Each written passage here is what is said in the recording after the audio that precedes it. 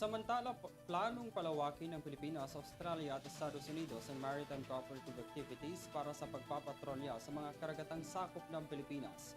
Bukod rito, palalakasin rin ang cybersecurity ng Armed Forces of the Philippines o AFP. Narito ang aking report.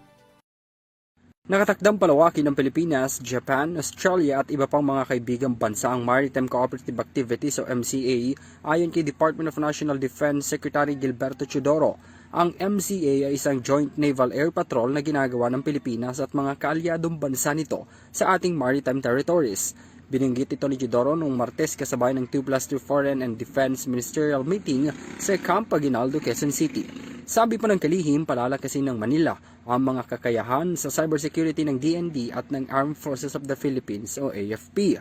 Ayon pa sa opisyal, sa pamamagitan ng pinalakas na kooperasyon at interoperability ng mga puwersa ng Pilipinas at kaalyadong bansa sa larangan ng pagdidepensa sa land, sea, air at cyberspace ay malaki ang maiaambag ng Philippine-US Alliance sa kapayapaan at seguridad sa rehiyon.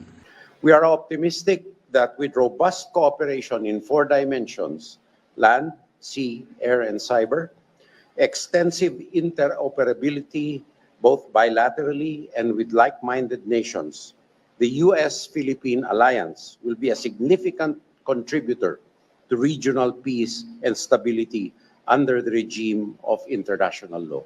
Thank you. Para sa EuroTV News, ako si Henry V.